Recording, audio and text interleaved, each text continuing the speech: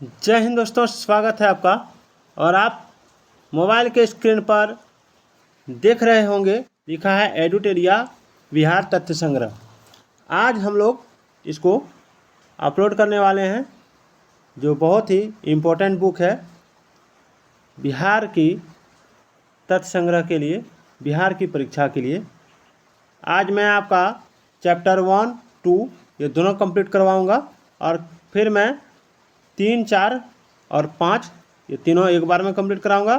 फिर 6, 7 एक बार में, और फिर 8, 9 से 10 तक एक बार में, यानी 4-5 दिन के अंदर ये पूरा बुक मैं आपको करवा दूंगा। तो मेरे चैनल से इस बुक में जो सामग्री है उसको पढ़ने के लिए, समझने के लिए आप ज़रूर जुड़िएगा। और अगर नए हैं चैनल पर तो चैनल को लाइक, सब्सक्राइब और शेयर जरूर कीजिएगा। तो पूरा देखते हैं क्या है।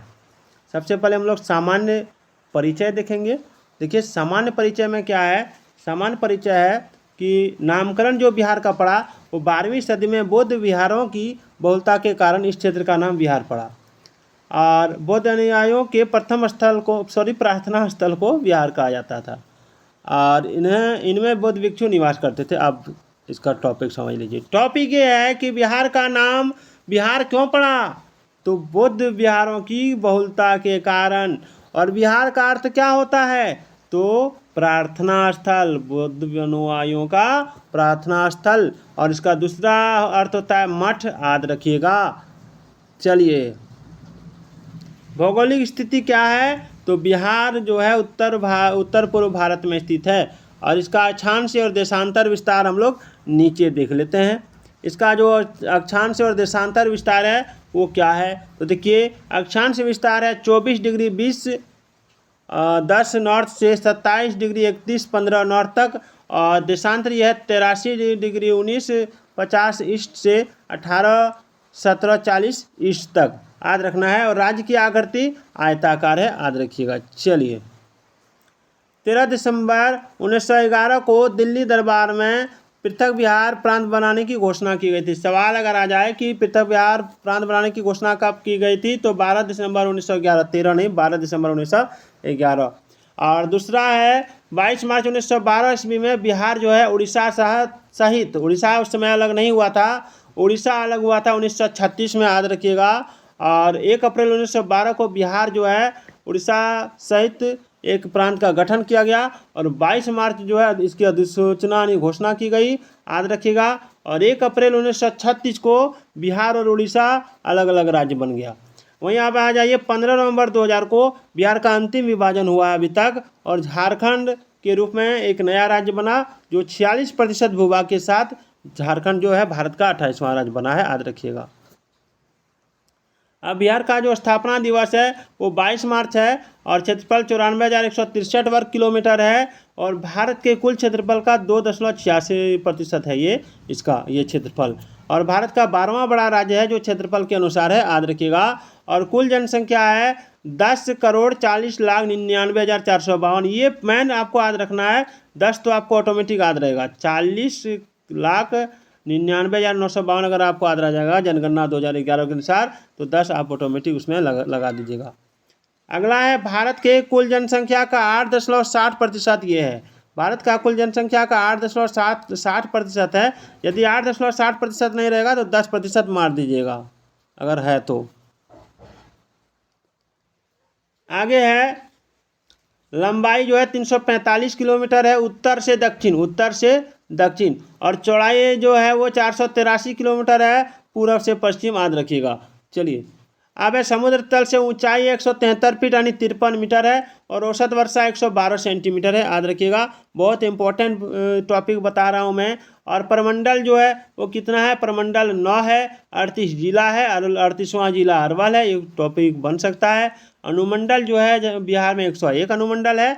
और प्रखंड से अंचल यानी ब्लॉक जो है वो 534 है। और पंचायत जो है 8,067 है, याद रखिएगा। और नगर निगम 19 है, और 19वां नगर निगम सहरसा है, याद रखिएगा। और वहीं नगर परिषद जो है 88 है, और नगर पंचायत 154 है, याद रखिएगा। अब चलते हैं बिहार की विधायिका। बिहार की जो विधायिका है वो है आपका पुलिस जिला 40 है और 38 जिलों के अतिरिक्त बगहा एवं नवगछिया पुलिस जिला है। और बिहार का विधानमंडल द्विसदनीय है। कितना है? द्विसदन यानी 2 सदन वाला। और बिहार विधानसभा जो है उसकी सीट की संख्या 243 है, याद रखिएगा। और विधान परिषद की सीट की संख्या 75 है। लोकसभा जो है उसकी सीट की संख्या 40 है और रोज राज्यसभा के सीट की संख्या 16 है, याद रखिएगा। अब चलते हैं विधानसभा में कुल आरक्षित सीटों की संख्या कितनी है? तो 40 है। विधानसभा में कुल आरक्षित सीटों की संख्या 40 है। और अनुसूचित जाति के लिए 38 है, याद रखिएगा। और अनुसूचित जनजाति के लिए आरक्षित दोनों मिला के 40 हो जाता है, याद रखिएगा। 38 और 2 40। चलिए आगे है, लोकसभा में अनुसूचित जाति हेतु आरक्षित सीटों की संख्या 6 है, याद रखिएगा। लोकसभा में कौन कौन है? तो गोपालगंज, हाजीपुर, समस्तीपुर, जमुई, गया एवं सासाराम, याद रखिएगा। चलिए अब है राज्य की चौहदी सीमा। इसको थोड़ा छोटा कर लेते हैं। हाँ, राज्य की चौहदी या सीमा देखिए, उत्तर में जो है, उत्तर में नेपाल देश है और नेपाल से बिहार के 7 जिले सीमा साझा करते हैं। कौन कौन? तो पश्चिमी चंपारण, पूर्वी चंपारण, सीतामढ़ी, मधुबनी, सुपौल, अररिया, किशनगंज, याद रखिएगा। और दोनों चंपारण दोनों ही नेपाल से जुड़ा हुआ है और सीतामढ़ी भी, मधुबनी भी, सुपौल भी, अररिया भी और किशनगंज भी, याद रखिएगा। और झारखंड जो है, झारखंड राज्य से जुड़ा हुआ है जो दक्षिण में है। झारखंड के साथ 8 जिला सीमा साझा करते हैं। कौन कौन? तो रोहतास, औरंगाबाद, गया, नवादा, जमुई, बांका, भागलपुर, कटिहार। एक बार और पढ़ देते हैं, कटिहार, भागलपुर, बांका, जमुई, नवादा, गया, औरंगाबाद, रोहतास, याद रखिएगा। चलिए आगे जो पॉइंट है वो देखते हैं। पूर्व में पश्चिम बंगाल राज्य में जो है उसके साथ जुड़ा है लगभग 3 जिला। कौन कौन? तो किशनगंज, पूर्णिया, कटिहार। एक बार और मिला देते हैं, कटिहार, पूर्णिया, किशनगंज, याद रखिएगा। चलिए वहीं है पश्चिम में उत्तर प्रदेश राज्य जो है उत्तर प्रदेश के साथ 8 जिला साझा करते हैं। कौन कौन? रोहतास, कैमूर, बक्सर, भोजपुर, सारण, सिवान, गोपालगंज, पश्चिम चंपारण, याद रखिएगा। रोहतास झारखंड के साथ भी और उत्तर प्रदेश के साथ, दोनों के साथ ये सीमा अपना साझा करता है। चलिए यहाँ जो है राज्य के प्रतीक में आ जाते हैं। तो राज्य की प्रतीक जो है, राज्य के प्रतीक है आपका बोधि वृक्ष। और प्रथम राज्य की भाषा है हिंदी और द्वितीय राज्य भाषा है उर्दू। और राज्य के वृक्ष है पीपल और राज्य के पुष्प है गेंदा। और राज्य के पशु जो है वो बैल है, याद रखिएगा। 2013 से पूर्व में रिछ को रखा गया था। और पक्षी जो है, राज्य के पक्षी अभी गौरैया है, 2013 से पहले भागता था, याद रखिएगा। अब आ जाते हैं, जो राज्य की मछली है वो मांगूर है। कौन है? मांगूर। राज्य की मछली मांगूर है। आप स्क्रीनशॉट ले सकते हैं। बिहार का राजकीय गीत कौन है? तो बिहार का जो राजकीय गीत है वो है मेरे भारत के कंठहार, तुझको सत सत वंदन बिहार। गीतकार इसके हैं सत्यनारायण, संगीतकार हरिप्रसाद चौरसिया और शिव कुमार शर्मा। और मान्यता दी गई है वर्ष 2012 में, याद रखिएगा। अब चलते हैं बिहार राज्य का जो प्रार्थना गीत है। तो मेरी रफ्तार पर सूरज की किरण नाच करे। मेरी रफ्तार पर सूरज की किरण नाच करे, बहुत ही इंपॉर्टेंट है, याद रखिएगा। ये बिहार राज्य का प्रार्थना गीत है। अब चलते हैं प्रमंडल एवं संबंधित जिले। तो देखिए सारण में 3 जिला है जिसमें सारण, सिवान और गोपालगंज आता है। तिरहुत में 6 जिला है जिसमें पश्चिम चंपारण, पूर्वी चंपारण और मुजफ्फरपुर आता है। वैशाली है, सीतामढ़ी है और शिवहर है, याद रखिएगा। दरभंगा में 3 जिला है, मधुबनी, दरभंगा और समस्तीपुर, याद रखिएगा। और कोसी में 3 जिला है। कौन कौन है? सहरसा, सुपौल, मधेपुरा। और पूर्णिया में है आपका अररिया, किशनगंज, पूर्णिया, कटिहार, ये 4 जिला है। और पटना में जो है, पटना है, नालंदा है, भोजपुर है, बक्सर है, कैमूर है, रोहतास है, ये 6 जिला है। और चले आइए मगध में, ये 5 जिला है, गया, औरंगाबाद, नवादा, जहानाबाद, अरवल, याद रखिएगा। और मुंगेर जो है, मुंगेर में 6 जिला है। कौन कौन? मुंगेर, जमुई, लखीसराय, शेखपुरा, बेगूसराय, खगड़िया, याद रखिएगा। और आपका भागलपुर जो है, भागलपुर में मात्र 2 जिला है। कौन कौन? तो भागलपुर और बांका, याद रखिएगा। ये आप स्क्रीनशॉट लेके देख सकते हैं इसको। बिहार के प्रमंडल एवं जिले दिए हुए हैं।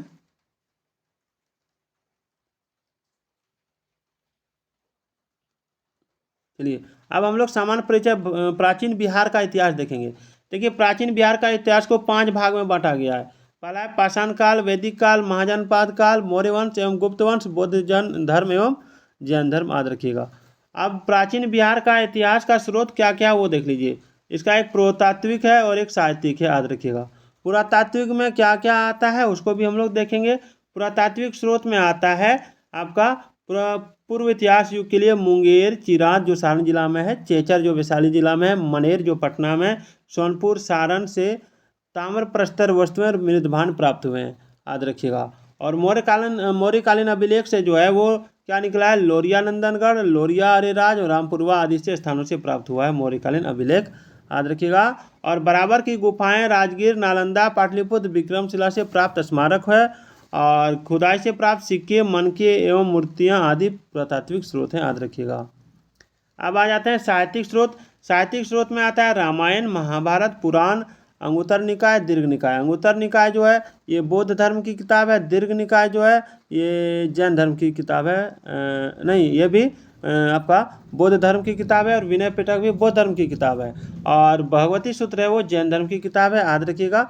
और इसके अतिरिक्त यात्रियों का जो विवरण है, जैसे मेगास्थनीज हो गया, मेगास्थनीज का इंडिका में के साथ जुड़ा हुआ है, और फाहियान और हित सिंह और हेनसंग का यात्रा वृत्तांत से हमें इसका साहित्यिक स्रोत के बारे में पता चलता है। और मेगास्थनीज की कृति यानी रचना इंडिका है, याद रखिएगा। और कौटिल्य का रचना कौन है, अर्थशास्त्र है, यहाँ से सवाल बनता है कौटिल्य का रचना कौन है, तो अर्थशास्त्र है। और याद रखिएगा स्थानीय लेखों के विवरण से प्राचीन बिहार के इतिहास की विस्तृत जानकारी मिलती है। और अब हम लोग चलते हैं पाषाण काल। पाषाण काल में जो है, पाषाण काल में इस काल में मानव आखेटक एवं खाद्य संग्राहक था, यानी मानव शिकारी था, याद रखिएगा। चलिए, और भोजन जमा करता था। और दक्षिण बिहार में मुंगेर एवं नालंदा से बड़े और खुरदरे पत्थर के कुल्हाड़ी, चाकू, खुरपी आदि प्राप्त हुए हैं, जो ये अवशेष लगभग 1 लाख वर्ष ईसा पूर्व के हैं, याद रखिएगा। और मध्य पाषाण काल जो है, इस काल में मानव आखेटक, खाद्य संग्राहक एवं पशुपालक था, और मानव द्वारा पहला पालतू पशु कुत्ता को बनाया गया था, याद रखिएगा। और दक्षिण बिहार में मुंगेर से छोटे आकार के तेज धार वाले औजार प्राप्त हुए हैं। क्या औजार प्राप्त हुए हैं, तेज धार वाले औजार। और ये अवशेष लगभग 40,000 साल से 10,000 ईसा पूर्व के हैं। मैं इसलिए स्टॉप नहीं हो रहा हूँ क्योंकि पूरा किताब आपको मैं 3 से 4 दिन के अंदर पढ़ाना चाहता हूँ, इसलिए बहुत जल्दी थोड़ा सा बोल रहा हूँ। आप वीडियो को पॉज करके या फिर बैक स्पेस करके देख सकते हैं। चलिए, आगे है नव पाषाण काल। नव पाषाण काल में, इस काल में जो है मानव खाद्य उत्पादक हो गया था और मानव बस्तियों में निवास करने लगा था। और याद रखिएगा, नव पाषाण काल के अवशेष बिहार के मैदानी भागों से प्राप्त हुए हैं, और चिराद, चेचर और मनेर, सनुवार से पत्थर एवं हड्डियों के औजार प्राप्त हुए, याद रखिएगा। और कैमूर की पहाड़ियाँ, नवादा और जमुई से गुफा चित्र प्राप्त हुआ है, और ये अवशेष लगभग 2500 ईसा पूर्व के हैं, याद रखिएगा। चलिए, ताम्रपाषाण काल जो है ये आपका हो गया चिराद, सोनपुर, ताराडी, चेचर, मनेर, सनुवार आदि से ताम्रपाषाण काल के अवशेष मिले हैं। और इस काल में पत्थर के औजार के अतिरिक्त ताम्र उपयोग के प्रमाण मिले हैं, और ये अवशेष लगभग 1000 ईसा पूर्व के हैं, याद रखिएगा। वहीं है आर्यों द्वारा स्थापित सभ्यता को वैदिक सभ्यता कहा गया है, क्योंकि इस सभ्यता का इतिहास वेदों पर आधारित है। वैदिक सभ्यता को 2 वर्गों में विभाजित किया जाता है, पहला पूर्व वैदिक काल, दूसरा उत्तर वैदिक काल। और पूर्व वैदिक काल जो है ऋग्वैदिक सभ्यता का विस्तार बिहार क्षेत्र में नहीं था, याद रखिएगा। और पूर्व वैदिक काल जो है 1500 से लेके 1000 ईसा पूर्व तक था, और उत्तर वैदिक काल जो था वो 1000 ईसा से लेके 600 ईसा पूर्व तक। और उत्तर वैदिक काल में आर्यों का विस्तार गंडक नदी के तट तक बिहार के क्षेत्र में हुआ, याद रखिएगा। चलिए, बिहार के भौगोलिक क्षेत्र की प्रथम चर्चा आपको शतपथ ब्राह्मण लगभग 800 ईसा पूर्व की रचना है ये में मिलती है, और इसमें बिहार की चर्चा विदेह के रूप में की गई है, जो तिरहुत मिथिला क्षेत्र को दर्शाता है, याद रखिएगा। और ऋग्वेद में बिहार को कीकट एवं व्रात शब्द से संबोधित किया गया है, और वराह पुराण में कीकट को अपवित्र प्रदेश कहा गया है, याद रखिएगा। चलिए, 6ठी शताब्दी ईसा पूर्व में अंगुत्तर निकाय और भगवती सूत्र से 16 महाजनपदों की जानकारी मिलती है, जिसमें से 16 महाजनपदों में से 3 महाजनपद का विस्तार क्षेत्र बिहार में था, वो वज्जी या लिच्छवी बोल सकते हैं, मगध और अंग था, याद रखिएगा। वज्जी या लिच्छवी वैशाली मुजफ्फरपुर क्षेत्र में था, और मगध जो था पटना, गया और नालंदा क्षेत्र था, और अंग जो था वो भागलपुर, मुंगेर क्षेत्र था, याद रखिएगा। चलिए, आगे है वज्जी संघ। वज्जी संघ महाजनपद जो है, वज्जी संघ 8 राज्यों का संघ था, और वज्जी लिच्छवी, ज्ञात्रिक, विदेह, उग्र, भोग, गुरु, कुरु तथा इक्ष्वाकु इस संघ के 8 जनपद थे। और वज्जी संघ में सबसे प्रसिद्ध लिच्छवी जनपद था, याद रखिएगा।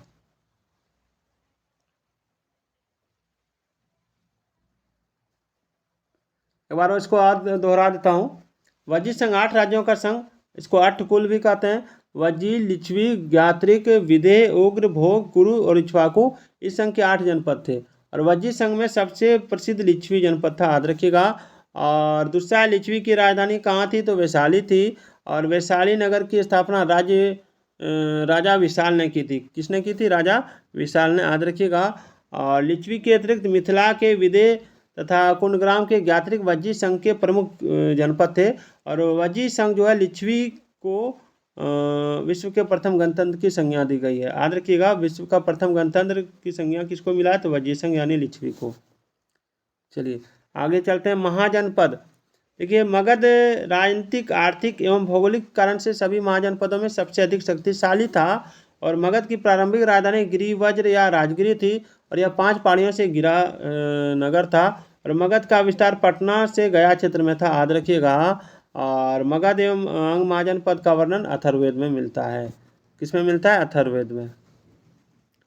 अंग महाजनपद। अंग महाजनपद जो है, ये अंग महाजनपद का विस्तार भागलपुर एवं मुंगेर क्षेत्र में था। और अंग महाजनपद की राजधानी चंपा थी। कहाँ थी? चंपा। और अंग के प्रति अंतिम शासक ब्रह्मदत्त को हराकर मगध शासक बिंबिसार ने अंग को मगध में मिला लिया। और चलते हैं अगला पॉइंट देखते हैं। मगध का उत्कर्ष एवं उसके राजवंश। देखिए, मगध की स्थापना वृहदर्थ ने की थी। और वृहदर्थ का पुत्र जरासंध इस वंश का सबसे प्रसिद्ध शासक था। और याद रखिएगा, जरासंध को भीम ने द्वंद्व युद्ध में पराजित कर उसका वध किया था। और इसका वर्णन महाभारत में मिलता है। सवाल बनेगा, वृहदर्थ का पुत्र तो जरासंध। और मगध की स्थापना तो वृहदर्थ, याद रखिएगा। और जरासंध को किसने हराया था द्वंद्व युद्ध में? भीम ने। और इसका कहाँ मिलता है वर्णन? तो महाभारत में। चलिए आगे है। मगध की प्रारंभिक राजधानी राजगिरी 5 पहाड़ियों से घिरा एक सुरक्षित क्षेत्र था। चलिए, मगध जो था, मगध आपका उर्वर भूमि, नदियों की उपलब्धता, खनिज एवं वन संसाधन की उपलब्धता के कारण आर्थिक रूप से संपन्न क्षेत्र था। और वृहदर्थ वंश का अंतिम शासक कौन था? तो रिपुंजय था, याद रखिएगा। चलिए, हर्यक वंश जो है, इस वंश की स्थापना बिंबिसार ने 544 ईस्वी पूर्व में की। और बिंबिसार को मगध का वास्तविक संस्थापक माना गया है, याद रखिएगा। और बिंबिसार ने विवाह नीति द्वारा साम्राज्य विस्तार को प्रश्रय दिया। और उसकी पहली पत्नी कौन थी? कौशल देवी। और कौशल की राजकुमारी कौन थी? तो कौशल देवी, याद रखिएगा। इस विवाह से उसे दहेज में काशी का क्षेत्र प्राप्त हुआ। कहाँ का क्षेत्र प्राप्त हुआ? काशी का, याद रखिएगा। मैं आपको लाइन बाय लाइन पढ़ के सुना रहा हूँ, सुनने से ज़्यादा याद रखिएगा, लेकिन इसलिए इसको पूरा जरूर सुनिएगा। और उसके बाद है उसकी दूसरी पत्नी चेल्हना या चेल्लना थी। चेल्लना जो है लिच्छवी के राजा चेटक की पुत्री थी। ये सवाल बन सकता है, लिच्छवी के राजा चेटक की पुत्री कौन थी? तो चेल्लना थी। आगे है उसकी तीसरी पत्नी जो है, उसकी तीसरी पत्नी क्षेमा, जो पंजाब के मद्र की राजकुमारी थी। मद्र की, याद रखिएगा, पंजाब के मद्र की राजकुमारी थी। और बिंबिसार ने अवंती के शासक चंड प्रदोत के साथ मैत्री संबंध बनाया। और बिंबिसार ने चंड प्रदोत के उपचार के लिए अपने राजवेद जीवक को भेजा था। और बिंबिसार की हत्या 492 ईसा पूर्व में उसके पुत्र अजातशत्रु ने कर दी थी, याद रखिएगा। और अजातशत्रु 492 से लेकर 460 ईसा पूर्व बिंबिसार के बाद हर्यक वंश का शासक बना। और उसका वास्तविक नाम कुनिक था। अब सवाल बन सकता है कि अजातशत्रु का वास्तविक नाम क्या था? तो कुनिक था, याद रखिएगा। अब बिंबिसार एवं कौशल देवी की मृत्यु के बाद कौशल के राजा प्रसेनजीत ने काशी वापस ले लिया, जिस कारण प्रसेनजीत का संघर्ष अजातशत्रु से हुआ। और अंततः अजातशत्रु ने प्रसेनजीत को पराजित कर काशी पर अधिकार कर लिया, याद रखिएगा। अब एडुटेरिया बिहार तत्संग्रह। बाद में अजातशत्रु का विवाह प्रसेनजीत की पुत्री वाजिरा से हो गया। और अजातशत्रु ने वज्जी संघ एवं मल्लों को पराजित किया। और अजातशत्रु जो थे प्रारंभ में जैन धर्म को मानता था, बाद में उसने बौद्ध धर्म को अपना लिया। और अजातशत्रु ने 483 ईसा पूर्व में राजगिरी की सप्तपर्णी गुफा में प्रथम बौद्ध संगति का आयोजन करवाया। 483 ईसा पूर्व में राजगिरी की सतपर्णी गुफा में प्रथम बौद्ध संगति किसने स्थापित किया करवाया? तो अजातशत्रु ने। अब है सिंघल अनुश्रुति के अनुसार 460 ईसा पूर्व में उदयन ने अपने पिता अजातशत्रु की हत्या कर दी। देखिए, जो जैसे करता है उसको उसी तरह मिलता है। अजातशत्रु ने अपने पिता की हत्या की, तो उसकी हत्या किसने कर दी? उसके बेटे उदयन ने। याद रखिएगा, जैसी करनी वैसी भरनी। उदयन या उदयन ने अपनी राजधानी राजगिरी से कहाँ ले गया? पाटलिपुत्र, जो गंगा, सोन एवं गंडक के संगम तट पर स्थानांतरित किया।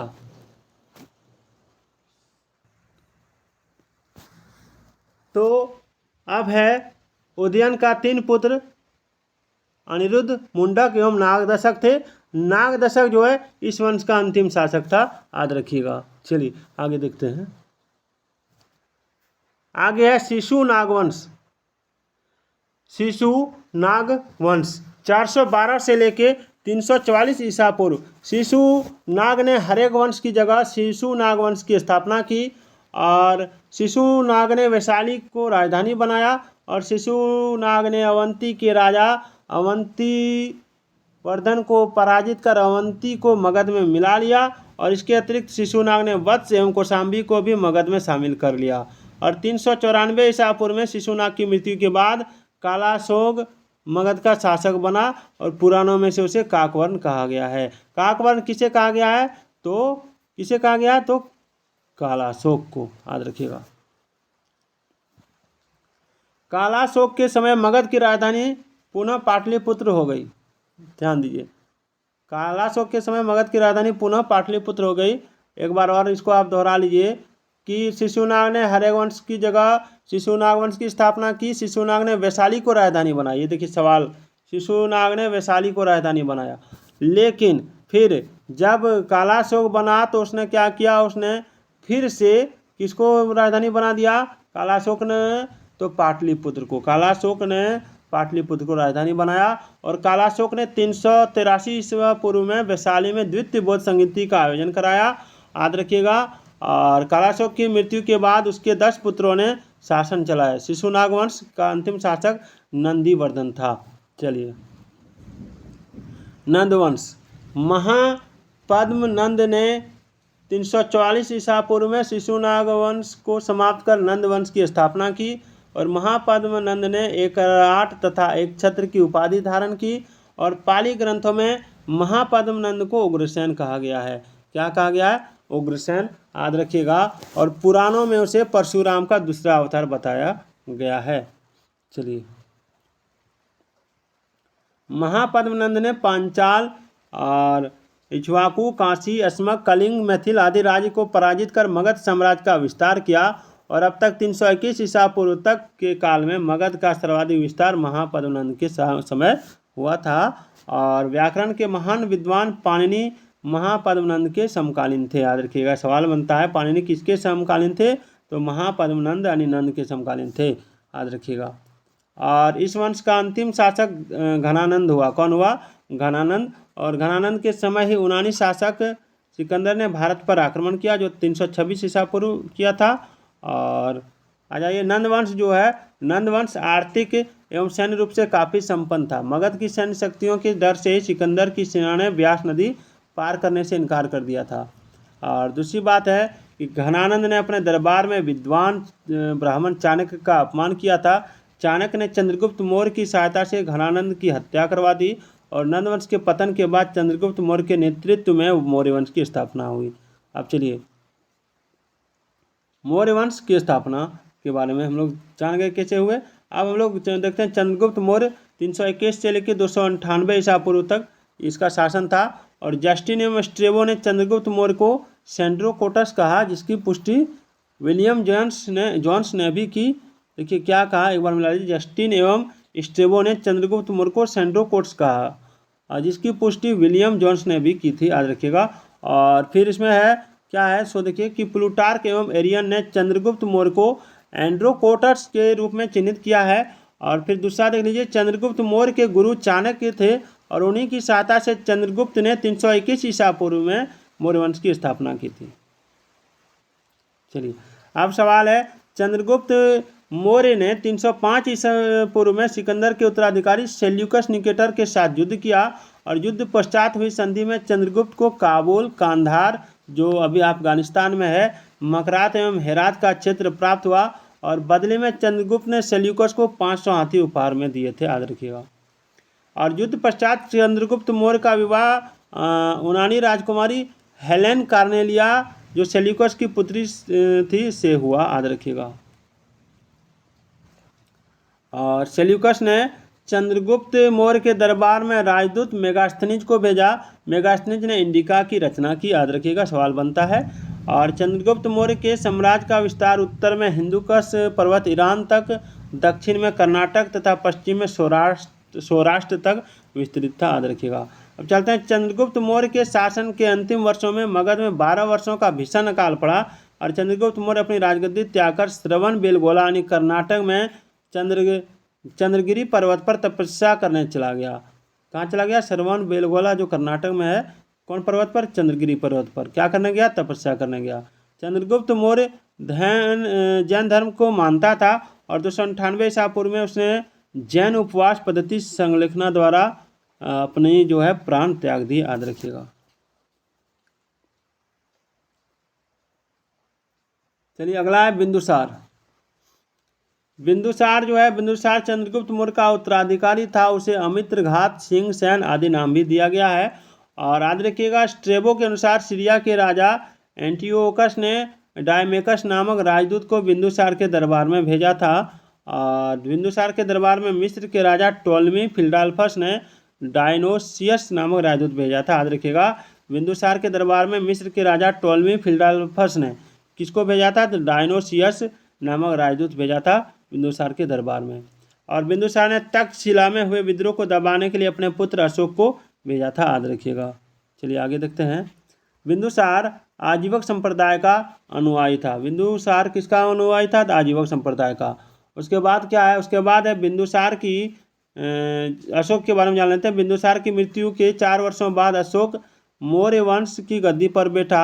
और याद रखिए, इससे पूर्व वह उज्जैन का राज्यपाल था। कौन उज्जैन का राज्यपाल था? तो अशोक। और ये 269 से लेकर 232 ईसा पूर्व में बैठा था राजगद्दी पर। और पुराणों में अशोक को अशोक वर्धन भी कहा गया है और मास्की एवं गुर्जरा के अभिलेख में उसे अशोक कहा गया है, याद रखिएगा। और सिंघल अनुश्रुतियों के अनुसार अशोक ने अपने 99 भाइयों की हत्या कर गद्दी प्राप्त की। हालांकि अन्य स्रोतों से इसकी पुष्टि नहीं होती है, याद रखिएगा। सिंघल अनुश्रुत बौद्ध ग्रंथ है जिसके अनुसार अशोक ने अपने 99 भाइयों को हत्या कर दी। ये जो है ये पुष्टि नहीं हो पाई है। वहीं अशोक ने अपने शासन के 9वें वर्ष में कलिंग युद्ध यानी 261 ईसा पूर्व में कलिंग युद्ध किया था तथा कलिंग को मगध में सम्मिलित किया, याद रखिएगा। 9वें वर्ष में, अपने शासन के 9वें वर्ष में कलिंग युद्ध किया था। और वहीं पॉइंट है कि अशोक के 13वें शिलालेख में कलिंग युद्ध का वर्णन है। तो सवाल बन सकता है कि कलिंग युद्ध का वर्णन किस में है? तो अशोक के 13वें शिलालेख में। चलिए अगला है, कलिंग युद्ध के बाद अशोक ने बौद्ध धर्म को अपनाया और उससे पूर्व वह शैव धर्म को मानता था, याद रखिएगा। और फिर है दिव्यावदान के अनुसार उपगुप्त ने अशोक को बौद्ध धर्म की दीक्षा दी। देखिए, कलिंग युद्ध के बाद अशोक ने कौन से धर्म को अपनाया? तो बौद्ध धर्म को। और उससे पूर्व शैव धर्म को मानता था। और दिव्यावदान के अनुसार उपगुप्त ने अशोक को बौद्ध धर्म की दीक्षा दी। अशोक को बौद्ध धर्म की दीक्षा किसने दी? तो उपगुप्त ने। किसके अनुसार? तो दिव्यावदान के अनुसार। चलिए आगे देखते हैं। अशोक के महत्वपूर्ण वर्ष। 9वें वर्ष में कलिंग युद्ध हुआ। 10वें वर्ष में बोधगया की यात्रा। 12वें वर्ष में निगाली सागर की यात्रा। और 13वें वर्ष में धम्म का शिलालेखों में अंकन। और 14वें वर्ष में धम्म महामात्रों की नियुक्ति। और 20वें वर्ष में लुम्बिनी की यात्रा अशोक ने कर घटाकर 1/8 कर दिया था। चलिए, लुम्बिनी की यात्रा किया था और अशोक ने कर घटाकर 1/8 कर दिया था। ये टॉपिक बहुत ही इंपॉर्टेंट टॉपिक है। और अशोक जो है, अशोक ने बौद्ध धर्म के प्रचार के लिए अपने पुत्र महेंद्र, सवाल बनता है अशोक के पुत्र का नाम क्या था? तो महेंद्र था। और एवं पुत्री संघमित्रा को श्रीलंका भेजा। कहाँ भेजा? श्रीलंका भेजा। किसको? पुत्र और पुत्री। पुत्र का नाम महेंद्र, पुत्री का नाम संघमित्रा, याद रखिएगा। अशोक ने तीसरी बौद्ध संगति का आयोजन पाटलिपुत्र में करवाया। अशोक ने तीसरी बौद्ध संगति का आयोजन कहाँ करवाया?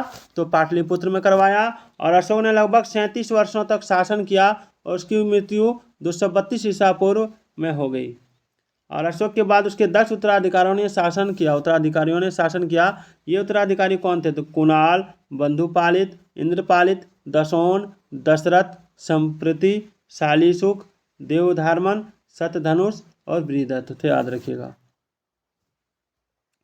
उसके बाद आइए मौर्य वंश का अंतिम शासक बृहदत्त था और मौर्य वंश का शासनकाल 137 वर्षों तक था। आ जाइए अब हम लोग बौद्ध धर्म के बारे में जानेंगे। बौद्ध एवं जैन धर्म। बौद्ध धर्म जो है, बौद्ध धर्म के संस्थापक गौतम बुद्ध थे और उनका जन्म 563 ईसा पूर्व में लुम्बिनी में हुआ था, नेपाल में। और उन्हें शाक्य मुनि एवं लाइट ऑफ एशिया का ज्योतिपुंज के नाम से भी जाना जाता है। और याद रखिए, उनके बचपन का नाम सिद्धार्थ था, उनके पिता का नाम शुद्धोधन था, उनकी माता का नाम महामाया देवी था और सौतेली माँ या मौसी का नाम प्रजापति गौतमी था, याद रखिएगा। और उनकी पत्नी का नाम अशोधरा था जो 16 वर्ष की आयु में विवाह हुआ था। उनके पुत्र का नाम राहुल था। और बुद्ध ने 4 दृश्य देखे: बूढ़ा व्यक्ति, बीमार व्यक्ति, 100 और एक सन्यासी, याद रखिएगा। और उन्होंने 29 वर्ष की आयु में गृह त्याग कर सन्यास को अपना लिया। और 6 वर्ष की तपस्या के बाद 35 वर्ष की आयु में उन्हें ज्ञान की प्राप्ति हुई। उसके बाद उन्हें तथागत एवं बुद्ध कहा गया। अब आ जाइए, उन्हें ज्ञान की प्राप्ति जो है वैशाख पूर्णिमा को पीपल वृक्ष के नीचे निरंजना फल्गु नदी के तट पर बोध गया में हुई थी। कहाँ हुई थी? तो उन्हें ज्ञान की प्राप्ति कहाँ हुई थी? तो पूर्णिमा को पीपल वृक्ष के नीचे निरंजना और फल्गु नदी के तट पर बोध गया में हुई थी, याद रखिएगा। चलिए आगे है, बौद्ध धर्म के 4 आर्य सत्य हैं। कौन कौन है? तो देखिए, बौद्ध धर्म के चार आर्य सत्य जो है वो है दुख, यानी संसार दुखमय है। और दुख समुदाय, यानी दुख का कारण तृष्णा है। दुख निरोध, यानी दुख निवारण हेतु तृष्णा पर विजय आवश्यक है। और दुख निरोध मार्ग, यानी दुख निवारण हेतु अष्टांगिक मार्ग आवश्यक है, याद रखिएगा। उसके बाद है बौद्ध धर्म का अष्टांगिक मार्ग: सम्यक दृष्टि, सम्यक संकल्प, सम्यक वाक, सम्यक कर्म, सम्यक आजीव, सम्यक व्यायाम, सम्यक स्मृति, सम्यक समाधि, याद रखिएगा। अब बौद्ध धर्म के त्रिरत्न कौन थे? तो बुद्ध, धम्म और संघ, याद रखिएगा। और बुद्ध ने किस मार्ग का प्रतिपादन किया? तो मध्यम मार्ग का। उसके बाद है, बुद्ध ने अपने उपदेश किस भाषा में दिए? तो पाली भाषा में। बुद्ध ने अपना पहला उपदेश कहाँ दिया था? तो सारनाथ में दिया था। बुद्ध ने सर्वाधिक उपदेश कौशल की राजधानी श्रावस्ती में दिए थे। कहाँ दिए थे? श्रावस्ती में। सबसे ज़्यादा उपदेश कौशल की राजधानी श्रावस्ती में दिए थे, याद रखिएगा। और बुद्ध की मृत्यु 483 ईसा पूर्व में कुशीनगर में 80 वर्ष की आयु में हुई, याद रखिएगा। उसके बाद है, बुद्ध के प्रथम गुरु आलार कलाम वैशाली तथा द्वितीय गुरु रुद्रक रामपुत थे, याद रखिएगा। आलार कलाम यानी वैशाली में के थे और रुद्रक रामपुत राजगिरी के थे, याद रखिएगा। और बौद्ध धर्म के 10 शील आचरण थे। कौन कौन? तो उसको हम लोग आज देखेंगे। पहला जो है वो है सत्य, अहिंसा, अस्तय, अपरिग्रह, ब्रह्मचार्य, नृत्य गायन का त्याग, असमय भोजन का त्याग, कोमल शैया का त्याग, श्रृंगार प्रसाधनों का त्याग, मद्य सेवन नहीं करना। चलिए आगे देखते हैं। बुद्ध के जीवन के घटनाक्रम एवं उसके प्रतीक। तो देखिए, घटना जन्म जो हुआ, जन्म का प्रतीक कमल है, ओवन का प्रतीक सांड है, महाविनिष्क्रमण यानी गृह त्याग का प्रतीक घोड़ा है, संबोधि यानी ज्ञान प्राप्ति का पीपल यानी बोधि वृक्ष है, और महापरिनिर्वाण का मृत्यु यानी प्राचीन स्तूप है, और धर्म चक्र प्रवर्तन यानी प्रथम उपदेश को धर्म चक्र प्रवर्तन कहा जाता है, इसका चक्र है, याद रखिएगा। सरसराहट की अगर आवाज़ आ रही है तो बारिश हो रही है जोरों से, लगभग पिछले 1-1.5 घंटे से, इसलिए थोड़ा सा आवाज़ आ सकता है, बैकग्राउंड साउंड। तो चलिए आगे जो देखते हैं वो है आपका बौद्ध धर्म चौथी, 1 मिनट इसको मिटा देते हैं। बौद्ध धर्म चौथी बौद्ध संगति के उपरांत 2 भागों में विभाजित हो गया, एक हीनयान और एक महायान। ये सवाल बनता है कि बौद्ध धर्म जो है कब विभाजित हुआ, तो चौथी बौद्ध संगति के उपरांत। और इसमें जो है हीनयान और महायान हुआ, एक था परिवर्तन विरोधी और एक था परिवर्तन समर्थक। याद रखिएगा, हीनयान को परिवर्तन विरोधी कहा गया और महायान को परिवर्तन समर्थक। कब हुआ था, तो चौथी बौद्ध संगति के समय। और 8वीं सदी में बौद्ध धर्म के 8 नंबर वाली शाखा वज्रयान का विकास हुआ। याद रखिएगा। अगला है बौद्ध धर्म के त्रिपिटक। तो बौद्ध धर्म के त्रिपिटक क्या है, तो पहला है सूत पिटक यानी बुद्ध के उपदेशों का संकलन।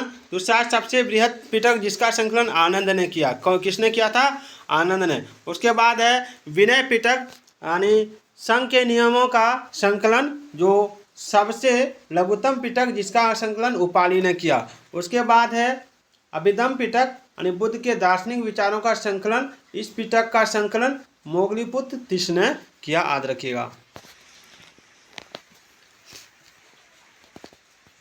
उसके बाद है बौद्ध संगति यानी सभा।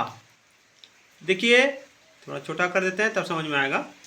हाँ, बौद्ध संगति और सभा जो है प्रथम था 483 ईस्वी पूर्व राजगिरी में। शासक अजातशत्रु, अध्यक्ष महाकश्यप और विशेषताएं सूत पिटक और विनय पिटक की रचना।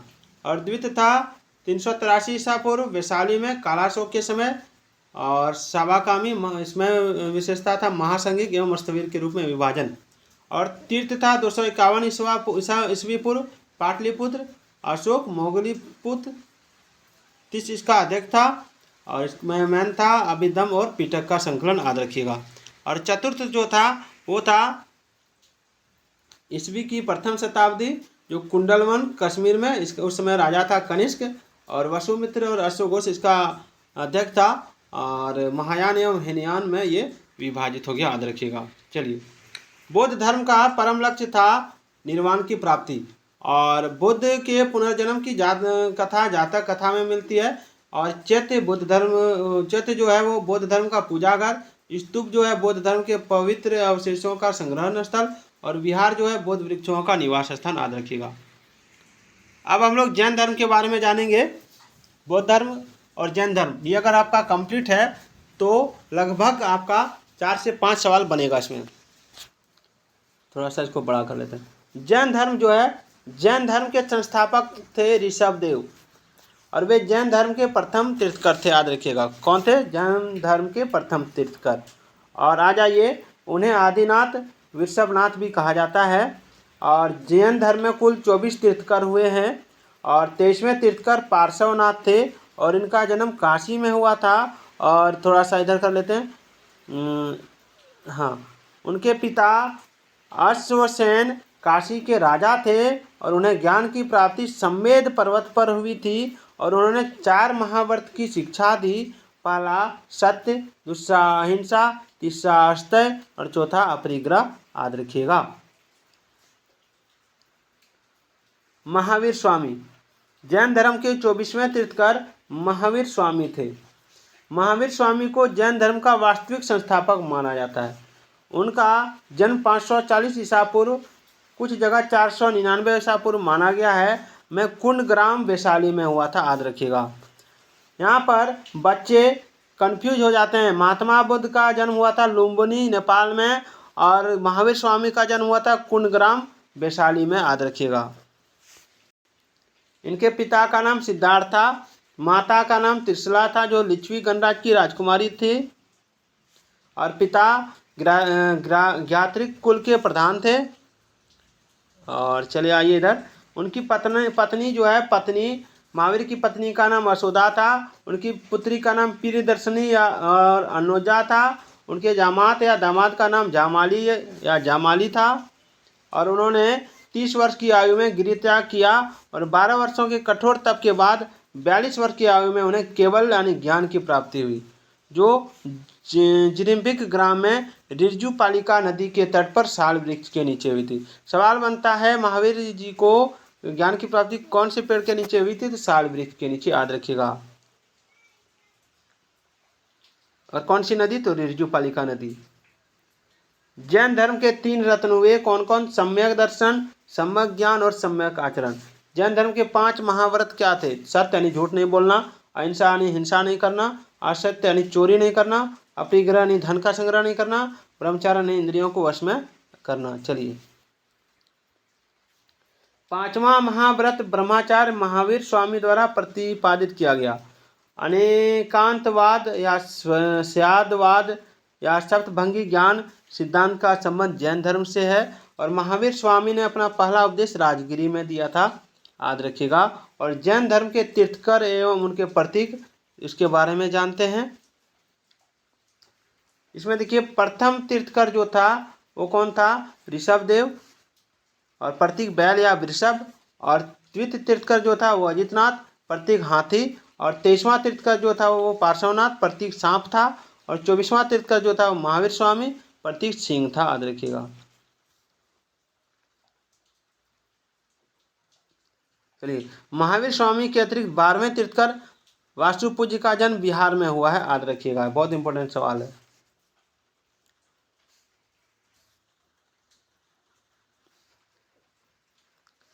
जैन संगतियों के बारे में जानेंगे। जैन संगतियां प्रथम 310 ईसा पूर्व पाटलिपुत्र स्थान में शासक चंद्रगुप्त मौर्य था और अध्यक्ष था स्थूलभद्र। इसमें दिगंबर एवं श्वेतांबर में जैन धर्म का विभाजन हुआ। जैन धर्म के 12 अंगों का संकलन हुआ इसी में। और द्वितीय हुआ था 512 ईस्वी पूर्व ईस्वी में, जो बल्लभी गुजरात में हुआ। और ये देववर्दी क्षमा स्मरण इसका अध्यक्ष था और इसमें जैन धर्म ग्रंथों का अंतिम संकलन हुआ। चलिए, महावीर स्वामी की मृत्यु जो है वो 468 ईसा पूर्व में 72 वर्ष की आयु में पावापुरी में हुई। और जैन धर्म का विभाजन प्रथम जैन संगति में श्वेतांबर एवं दिगंबर के रूप में हो गया। और दिगंबर भद्रबाहु ने नेतृत्व प्रदान किया और इसमें परिवर्तन को स्वीकार नहीं करते हुए पूर्ण नग्नता एवं कठोरता को अपनाया, याद रखिएगा। और श्वेतांबर ने स्थूलभद्र ने नेतृत्व प्रदान किया और इसमें श्वेत वस्त्र पहनने की परंपरा थी और यह दिगंबर की तुलना में कम कठोर था। इसमें परिवर्तन को स्वीकार किया। शुगवंश, मौर्य वंश के अंतिम शासक। मौर्य वंश के अंतिम शासक बृहदर्थ की हत्या कर पुष्यमित्र शुंग ने 185 ईसा पूर्व में शुगवंश की स्थापना की। और पुष्यमित्र शुंग ब्राह्मण था और वह बृहदर्थ का सेनापति था। और पुष्यमित्र ने सेनानी की उपाधि ली थी। उसने अवनों के आक्रमण को विफल कर दिया था, याद रखिएगा। और पुष्यमित्र ने 2 अश्वमेघ करवाए, इसमें पुरोहित पतंजलि थे, याद रखिएगा। और पुष्यमित्र की मृत्यु के बाद उसका पुत्र अग्निमित्र 148 ईसा पूर्व में राजा बना। और कालिदास के नाटक मालविका अग्निमित्रम में अग्निमित्र एवं मालविका का वर्णन है, याद रखिएगा। इस वंश का अंतिम शासक देवभूति था, सोमवंश का। अब आ जाइए कण्व वंश। कण्व वंश जो है, कण्व वंश की स्थापना वसुमित्र ने देवभूति की हत्या कर की। और वसुमित्र शुंगों के आमात यानी मंत्री थे। और कण्व वंश भी ब्राह्मण वंश था, याद रखिए। और इस वंश का अंतिम शासक सुशर्मा था। और सातवाहन वंश के संस्थापक सिमुक ने सुशर्मा की हत्या कर कण्व वंश का अंत कर दिया, याद रखिएगा। कण्व वंश भी ब्राह्मण था और इस वंश का अंतिम शासक सुशर्मा था, याद रखिएगा। और सिमुक ने सुशर्मा की हत्या कर कण्व वंश का अंत कर दिया। आ जाइए कुषाण वंश। भारत आने वाले विदेशियों में कुषाण सबसे अंतिम थे। और विदेशियों के आने का क्रम हिंद, यूनानी, शक, पहलव, कुषाण ये था। पहले हिंद, यूनानी, शक, पहलव, कुषाण, ये विदेशियों के आने का क्रम था भारत में। और कुषाण जो है, कुषाण चीन के यूची तोखरी जाति से संबंधित थे। और कुषाण वंश के संस्थापक कुजुल कटफिशेस थे, याद रखिएगा। और इस वंश का सबसे प्रमुख शासक कनिष्क था, याद रखिएगा। और कुषाण वंश की राजधानी पुरुषपुर, पेशावर एवं मथुरा थी, याद रखिएगा।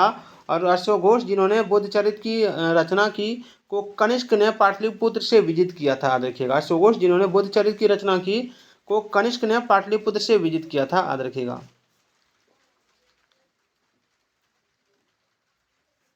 और कनिष्क के समय में गांधार एवं मथुरा कला का विकास हुआ। और कनिष्क ने चौथी बौद्ध संगति का आयोजन कुंडलवन कश्मीर में करवाया। कुंडलवन यानी कश्मीर में करवाया। और कनिष्क ने 78 ईसा पूर्व में राजा बनने के अवसर पर शक संवत चलवाया था। और कनिष्क के 78 ईस्वी में, 78 ईसा पूर्व नहीं, कनिष्क के समय सिल्क मार्ग पर कुषाणों का आधिपत्य था। याद रखिएगा, कनिष्क के समय सिल्क मार्ग पर कुषाणों का आधिपत्य था। और शक संवत कब बना? तो कनिष्क ने 78 ईस्वी में राजा बनने के अवसर पर शक संवत चलवाया। याद रखिएगा, बहुत इंपॉर्टेंट सवाल है। गुप्त वंश, तो गुप्त वंश की स्थापना श्री गुप्त यानी जो 240 ईसा पूर्व ईस्वी से 280 ईस्वी ने की थी। और श्री गुप्त का उत्तराधिकारी घटोत्कच गुप्त था, जो 280 ईस्वी से 320 ईस्वी था। और वह प्रथम गुप्त शासक था जिसने महाराजा का उपाधि लिया था, घटोत्कच गुप्त का। चंद्रगुप्त प्रथम, गुप्त वंश का वास्तविक संस्थापक चंद्रगुप्त प्रथम को माना जाता है। और उन्होंने 320 ईसा पूर्व में गुप्त संवत चलाया। और चंद्रगुप्त प्रथम ने लिच्छवी की राजकुमारी कुमार देवी से विवाह किया था। और वह प्रथम गुप्त शासक था जिसने महाराजा धीराज की उपाधि धारण की थी। और समुद्रगुप्त 355 ईस्वी से 375 ईस्वी। इतिहासकार स्मिथ ने समुद्रगुप्त को भारत का नेपोलियन कहकर संबोधित किया है। और समुद्रगुप्त ने परकर्मांग और अप्रतिरथ आदि की उपाधि धारण की थी। याद रखिएगा। और किसने कहा था? स्मिथ ने समुद्रगुप्त को भारत का नेपोलियन कहा है। समुद्रगुप्त के अभियानों की चर्चा हरिसेन द्वारा रचित प्रयाग प्रशस्ति से मिलती है। और उसने उत्तरापद के 9 राजाओं तथा दक्षिणापद के 12 राजाओं को विजित किया था। याद रखिएगा। और समुद्रगुप्त को कविराज भी कहा गया है। समुद्रगुप्त को उसके सिक्के पर वीणा बजाते हुए दिखाया गया है। और समुद्रगुप्त का दरबारी कवि हरिसेन था। और समुद्रगुप्त वैष्णव धर्म को मानता था। और समुद्रगुप्त द्वाश्वमेध यज्ञ कराने के प्रमाण भी मिले हैं। याद रखिएगा। और समुद्रगुप्त के बाद 375 ईस्वी में रामगुप्त के राजा बनने का साक्ष्य मिला है। लेकिन उसके अयोग्य होने के कारण चंद्रगुप्त II ने उसकी हत्या कर स्वयं को राजा घोषित कर दिया था। याद रखिएगा। चंद्रगुप्त द्वितीय 375 से 415 ईसा। चंद्रगुप्त II ने शंकों को पराजित कर 389 ईस्वी में विक्रमादित्य की उपाधि धारण की थी। विग्रह में खिड़की खोल लूँ, बारिश के कारण खिड़की लगा दिया था क्योंकि थोड़ा सा गर्मी लग रहा है रूम में।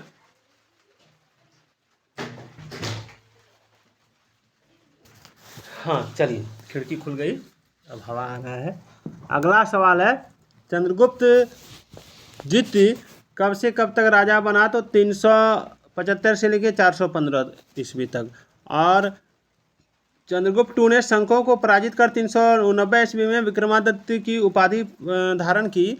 और याद रखिएगा, चंद्रगुप्त II ने देवगुप्त, देवराज, देवश्री आदि की उपाधि भी धारण की थी।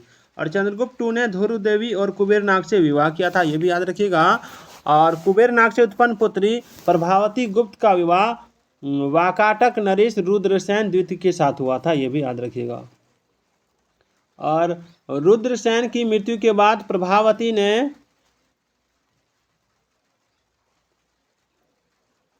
चंद्रगुप्त II की सहायता से गुजरात और काठियावाड़ पर विजय प्राप्त की। और चीनी यात्री फाहियान चंद्रगुप्त II के समय भारत आया था। ये सवाल बनेगा कि चीनी यात्री फाहियान कब आया था? चंद्रगुप्त II के समय भारत आया था। और फाहियान भारत में 14 वर्ष यानी 399 से लेकर 414 ईस्वी तक रहा था। याद रखिएगा। और चंद्रगुप्त II को मेहरौली लोह स्तंभ में चंद्र नाम से संबोधित किया गया है। और मेहरौली लोह स्तंभ चंद्रगुप्त II का माना जाता है। याद रखिएगा। और चंद्रगुप्त II के 9 रत्न थे: कालिदास, धन्वंतरी, अमर सिंह, वराहमिहिर, शंकु, बेताल, भट्ट, घटकपर और छपनक और भररुचि। याद रखिएगा। अब आ जाइए कुमारगुप्त प्रथम। देखिए, कुमारगुप्त प्रथम चंद्रगुप्त II एवं ध्रुव देवी का पुत्र कुमारगुप्त प्रथम 415 ईस्वी में शासक बना। और नालंदा विश्वविद्यालय की स्थापना कुमारगुप्त के समय में हुई। और गुप्त काल में नालंदा विश्वविद्यालय शिक्षा का प्रमुख केंद्र था। और बाद में यह बौद्ध धर्म के शिक्षा का सबसे प्रमुख केंद्र बना। याद रखिएगा। और चलते हैं अगला, स्कंदगुप्त। स्कंदगुप्त 455 ईस्वी से लेकर 467 ईस्वी तक था। और मध्य एशिया के बर्बर जाति हुनों का आक्रमण स्कंदगुप्त के समय हुआ और स्कंदगुप्त ने हुनों को पराजित कर भारत से बाहर खदेड़ दिया। इसका वर्णन किस में मिलता है? तो जूनागढ़ अभिलेख में मिलता है और अभिलेख में हुनों को मलेच्छ कहा गया है, याद रखिएगा। स्कंदगुप्त ने चंद्रगुप्त मौर्य द्वारा निर्मित सुदर्शन झील का पुनरुद्धार करवाया था और स्कंदगुप्त ने शक्रादत्त की उपाधि धारण की थी और गुप्त वंश का अंतिम शासक विष्णुगुप्त था और गुप्त वंश के साथ मगध वंश का अंत हो गया, याद रखिएगा। चलिए, इतिहासकार बीए स्मिथ ने सांस्कृतिक उपलब्धियों के कारण गुप्त काल को स्वर्ण युग की संज्ञा दी है। किसने दी है? बीए स्मिथ ने। अब चलते हैं पाल वंश। पाल वंश की स्थापना गोपाल ने 750 ईस्वी में की थी और गोपाल ने उदंतपुरी विश्वविद्यालय की स्थापना बिहार शरीफ में की थी और इस वंश का सबसे प्रमुख शासक धर्मपाल था और धर्मपाल ने विक्रमशिला विश्वविद्यालय जो भागलपुर में है इसकी स्थापना की थी।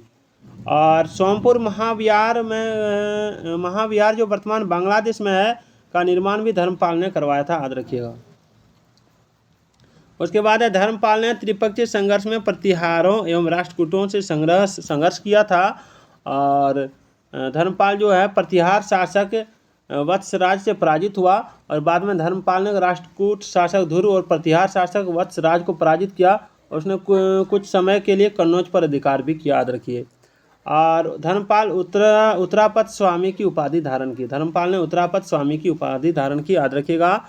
और धर्मपाल के बाद उसका पुत्र देवपाल 810 ईस्वी में शासक बना और उसके बाद है देवपाल ने मुंगेर को अपनी राजधानी बनाया था, याद रखिएगा। सवाल बनेगा मुंगेर को अपनी राजधानी किसने बनाया था? देवपाल ने। अगला है देवपाल ने जावा यानी इंडोनेशिया के शैलेंद्र वंशी शासक बालपुत्र देव को नालंदा में विहार बनाने के लिए 5 गांव दान में दिए थे, याद रखिएगा। और देवपाल के बाद विग्रहपाल, महीपाल, रामपाल आदि ने शासन किया और पाल काशीन कांसे की मूर्तियां अपनी कलात्मकता के लिए काफ़ी प्रसिद्ध थीं और धीमन एवं बीठपाल इस कला के प्रवर्तक माने जाते हैं, याद रखिएगा। इस कला के प्रवर्तक कौन है? धीमन एवं बीठपाल। आगे चलते हैं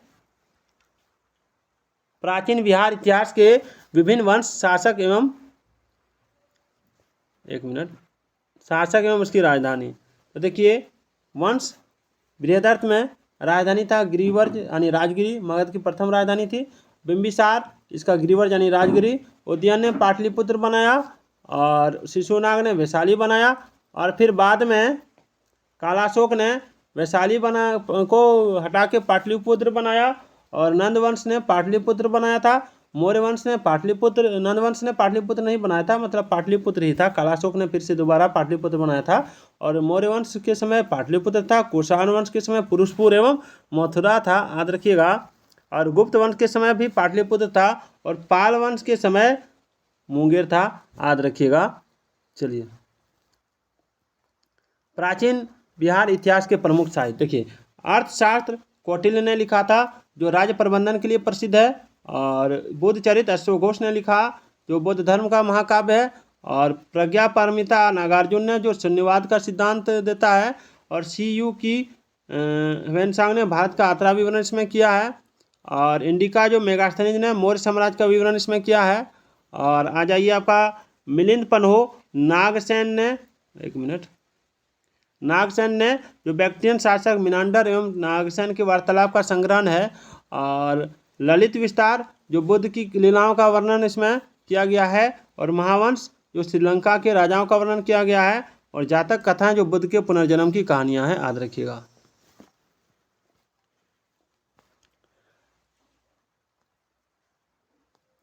एक मिनट, कॉपी हो जा रहा है।